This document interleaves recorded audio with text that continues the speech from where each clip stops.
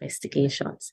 And I want to stick a pin here when I discuss investigations, because within our region, a lot of our CICTEs are supported heavily by our national security criminal investigation frameworks. And so therefore, it is important that our investigators, that is both from the perspective of the detective aspect, but also the investigators that are qualified to assess devices and to scrutinize devices and to extract evidential material, that there is a lot of focus there in building such capacity.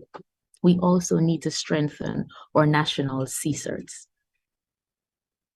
Now, what is the role of the recipient in the context of capacity building? Having properly identified the needs and priorities, it's important to develop a roadmap of what will be needed to achieve the desired outcomes. For example, within our region, let us take Jamaica, for example.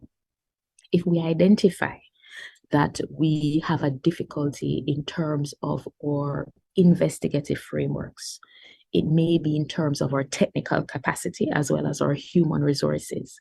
It may also be a deficiency in terms of the knowledge base, knowledge in respect of the how of investigating particular malicious activities.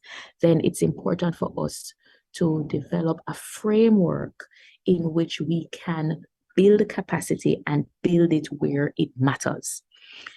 There are instances where we may receive technical assistance, but the technical assistance does not necessarily reach to the actual individuals who need it the most. It's also important, having assessed our needs and priorities, having developed our roadmap, to then be able to present these to the particular agency or developed country which may be able to offer assistance to our jurisdiction.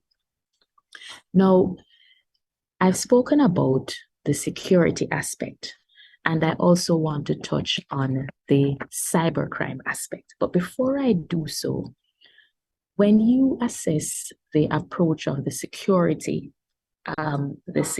aspect to the fight for a safe cyberspace, it's important for us to carefully assess the norms. And these are the norms that have been developed at the UN level, and that is the norms for state behavior in cyberspace.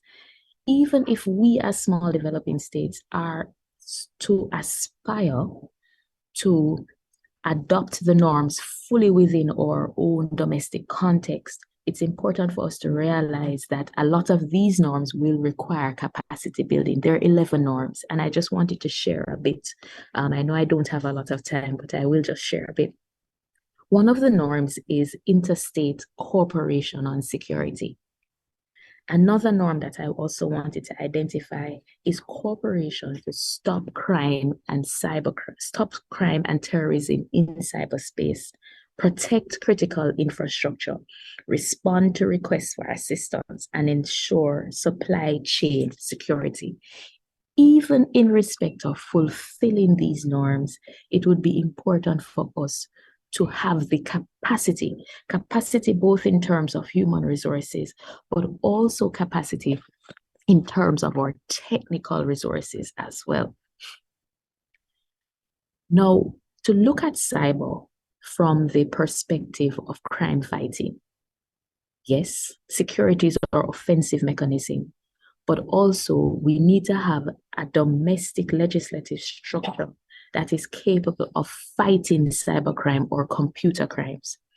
Within our region, most of our territories have computer misuse legislation. There are some territories that have cybercrime legislation. But in assessing our legislative structure, once we have a domestic law that addresses or criminalizes malicious activities in cyberspace or criminalizes malicious activities against computer systems and ICT systems, then we are in a better position as a region that if a malicious activity occurs, we can investigate, prosecute, and bring the criminals to justice. Now, in terms of the overarching multilateral structure in terms of cybercrime legislation. So far, we have the Budapest Convention, which is a European Union document. There's in the region, I don't believe there's any member state that has signed, but there are member states that have been invited to sign this regional instrument. But at the United Nations level, the UN is currently seeking to draft a cybercrime convention or a convention that treats with the use of ICTs for criminal purposes. And there is a dedicated chapter within the instrument that treats with capacity building and technical assistance. And briefly, I'll indicate that the current treaty being negotiated treats with the issue of not only building capacity in terms of human resources, but also technical capacity building, building the structures in terms of the investigative arm of your whether it's your national security or police investigative framework, also building the capacity of prosecutors, judges to be able to handle and manage cyber prosecutions.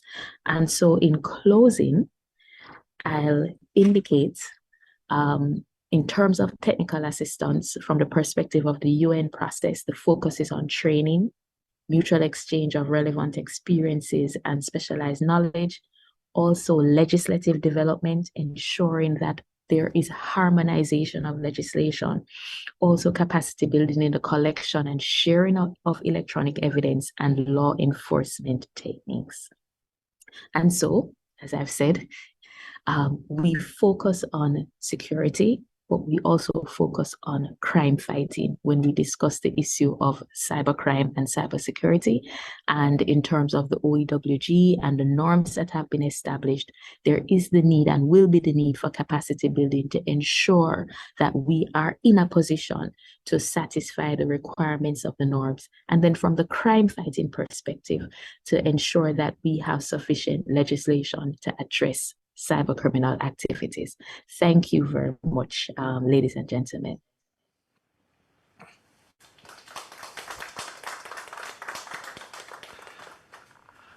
Lovely presentation from Ms. Swaby. Now, we are going to be moving next to, do we have His Excellency Claudio Peguero online? Here I am. Wonderful.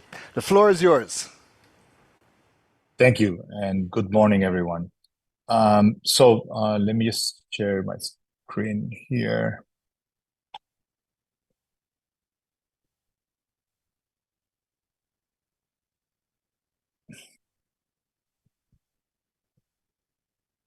Okay, bear with me for a second. I lost the PowerPoint window.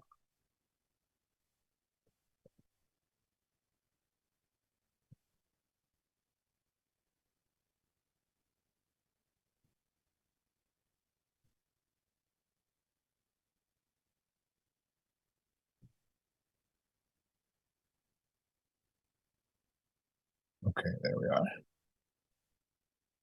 Okay, can you see it now?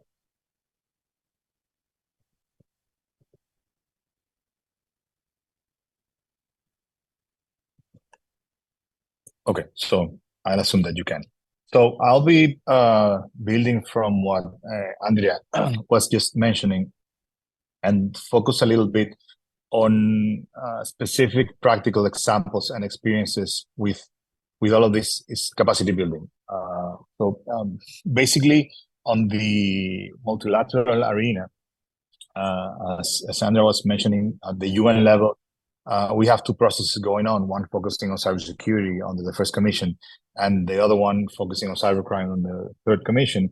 And what they both have in common is that they're taking into account the increasing need for capacity building in both areas. One, in the investigation, prosecution, and collection of digital evidence on the cybercrime side, but also on the cybersecurity and cyber diplomacy side, which has been kind of a new aspect that has been growing in importance, and then that it requires a lot of capacity building.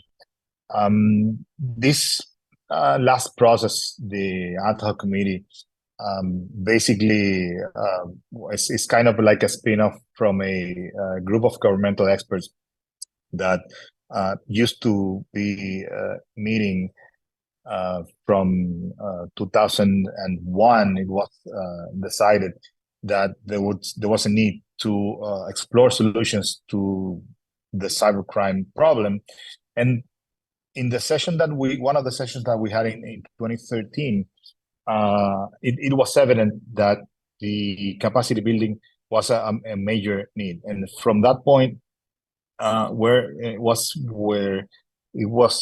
kind of the start of all of these capacity building projects. We have, for example, the Council of Europe with the Budapest Convention that Andrea mentioned as well. And by 2013 is when the Council of Europe realized that the solution was not only having a convention, was not only harmonizing legislation, but that we needed the capacity, especially in the criminal justice system. We needed to have judges, prosecutors, and police officers being able to handle, to investigate, to get and process this evidence. So that's when they created their CPROC, the Capacity Building Office, in which they have several projects going on. One of them is GLACY, which I will talk about in a second. And then also in the OAS, we have been working within REMHA for cybercrime in the group of governmental experts for cybercrime. And CICTE has been working a lot with cybersecurity and also recently also on cyber diplomacy. So all these organizations have had a big role in capacity building. So from that point on, then we've seen a lot of different initiatives and projects be born.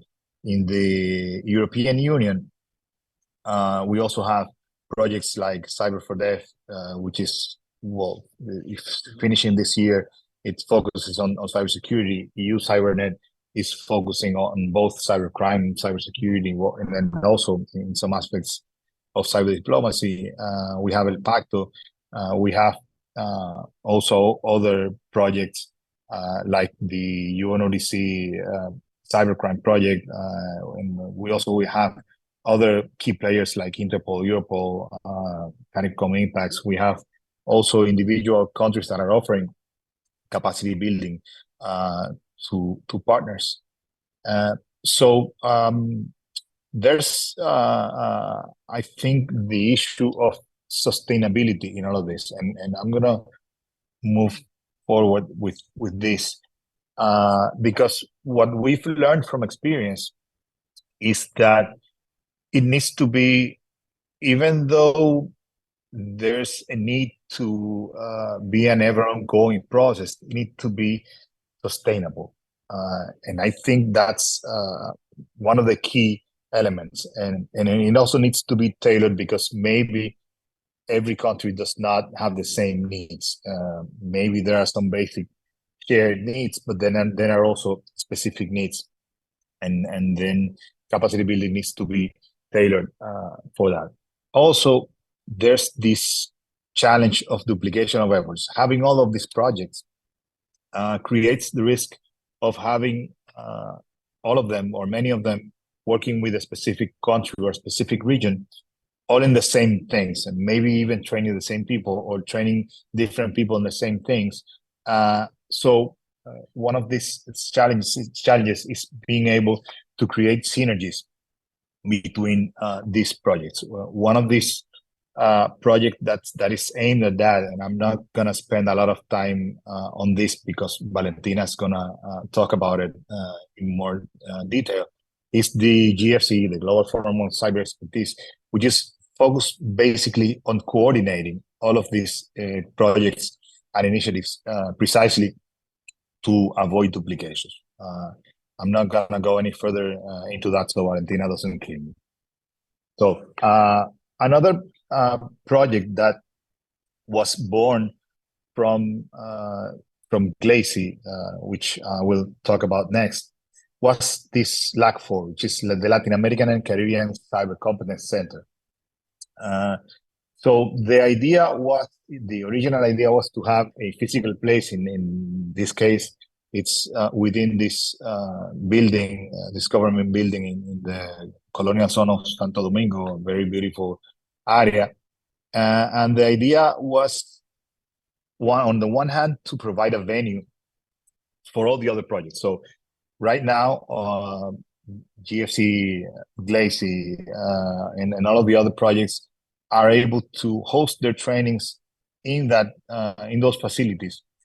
So it sometimes, depending on the size of the activity and on whether there are other activities at the same time, it at least takes the need to hire like hotels or other conference rooms and so on. And they also provide some extra assistance in that. So even though it is physically located in Santo Domingo, it is also thought as a multi-country project. And right now, there are other sub-regional hubs that even though they don't have a physical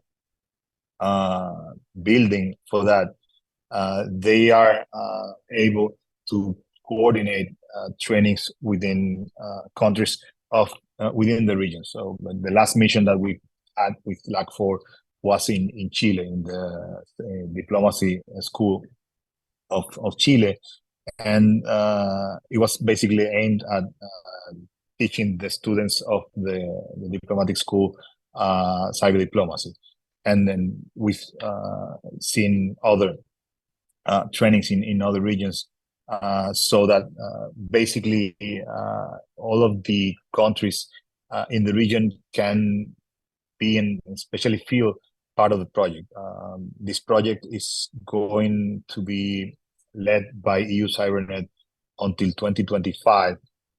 And from that point on, the idea is that the presidency of the center rotates in all member states that become part of the center. So again, that this is not a Dominican Republic project, but it's only a project that is physically present in the Dominican Republic, but it serves the entire region. And again, like GFCE, the way it's thought of is that it coordinates all of or it serves all of the other projects so that we can avoid this overlapping. There are other initiatives like within the United Nations, the UN Women in International Security and Cyberspace Fellowship, which has supported 35 fellows to the date and until 2025 to participate in these UN processes in the OEWG and the ad hoc committee. And then there's this, going back to the Council of Europe, when they realized the need for capacity building, then this number 3 corner of the triangle was created. And there are, like I mentioned, several projects, but for our region, the main project that they have is GLACY Plus. Basically, they have GLACY Plus and Octopus project, which in fact, Octopus is focusing in more Caribbean countries than GLACY so far. Difference is that Octopus can work with countries that are not members of the Budapest Convention, that have not requested accession. In the moment that a country requests to be invited to accede the Budapest Convention, then they can be also covered by the GLACY Plus project. So this project is ending in February of next year.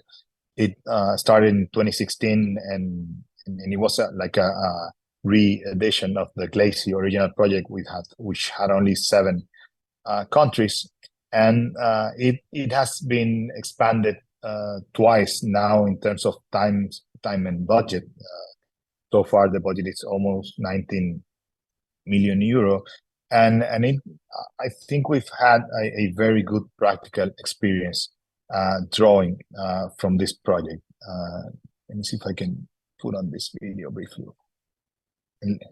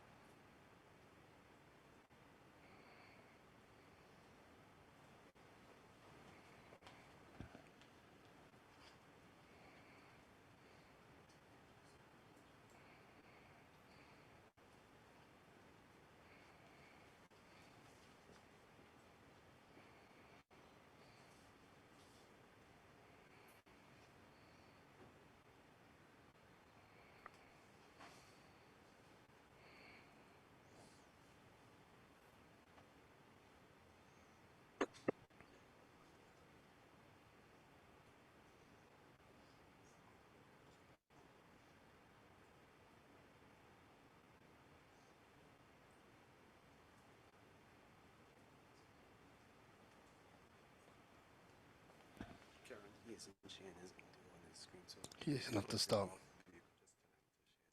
Okay, you gonna turn me on? Okay.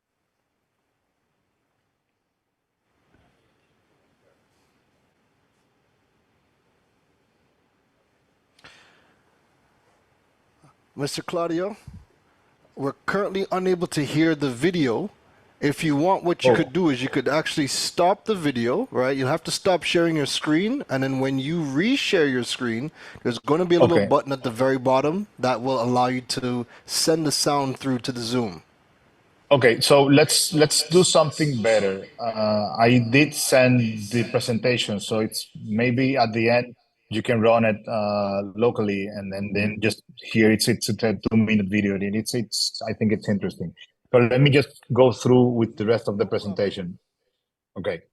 So basically, that video explains all the rationale of the GLACY Plus project, and I think it's always an image is better than 1,000 words. So, what's interesting about this project is, like I said, the sustainability. So far, Dominican Republic has been able to train over 700 criminal justice professionals, judges, prosecutors, and police officers in over 20 national activities and over 40 international activities. And the two things that I think make it sustainable is that, on the one hand, we have now built into the curricula of our National Judicial School and the National Prosecutor School this basic training on cybercrime and digital evidence. And right now we're building into the curricula of the National Police Academy also the first responder training for every single police officer. And another thing is, and in these pictures that I'm showing here, this person on the bottom left and the top right is one of our prosecutors who is now part of the trainers that are working in other countries with the GLACY Plus project. So we are not only able to replicate within the country this knowledge that we've obtained from it, but also we can support the project by supporting other countries in the training. And I think that has a great value. So finally, we have the new version of the GLACY project, which is now going to be called Global Action on Cybercrime Enhanced, or GLACY-E. And basically, the difference is that it's going to change the role of the hub countries. I forgot to mention that since 2016, Dominican Republic is the regional hub and a priority country for the project. Now they're adding a second hub country, which is going to be Chile, in our region. And the idea is to basically empower a bit more these regional hubs to provide training to the rest of the region. So it's going to be now more focused on that role so that we are able to handle more activities, because right now it all needs to be coordinated from the CIPROC office in Bucharest. And because of the time difference and the resource limit that they have in terms of staff, it gets complicated. So being within the region, it should make this easier. This project is going to be launched in December of this year in the Octopus conference that is going to be in Bucharest, Romania. I invite you to find out about it. There's support for countries in our region to attend that through the Octopus project. So get in contact with the Council of Europe, or you can do it through me if you want to, so I can guide you if you're interested in participating both in the conference and in the project. So basically, that's it from my side. Thank you very much. Thank you very much, Your Excellency, Mr. Claudio Peguero. Next up, we have Ms. Valentina Name. So can we get a warm round of applause for Ms. Valentina? Thank you very much for having me today. I'm going to share my screen right now. Second.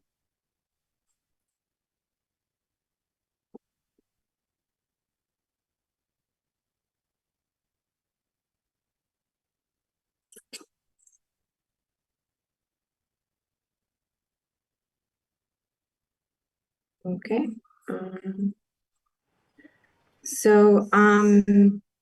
Even though I work for the OAS and the CICTE program, I'll be speaking on behalf of the GFC, as we are the liaison of the regional hub for Latin America and the Caribbean.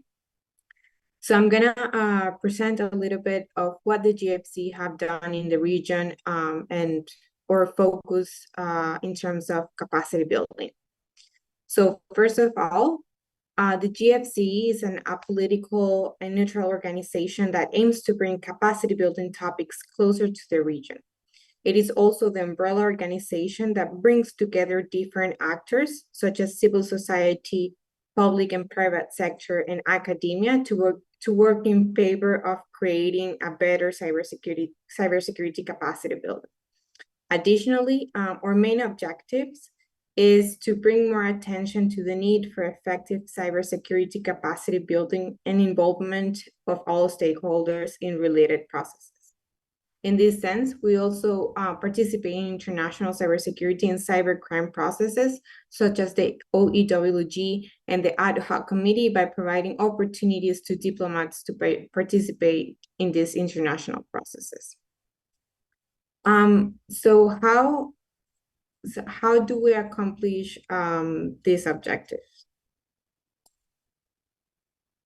First, we have, how do we accomplish this objective? First, by maximizing the advantages of information and communication technologies, ICTs, within a free, open, peaceful, and secure global digital environment. We also work on strengthening cyber capacity and expertise globally by being a pragmatic, action-oriented, and flexible platform for international collaboration. And how we do it? We first avoid duplication of efforts through our coordination of projects. We improve efficiency and effectiveness by sharing knowledge and expertise within our community.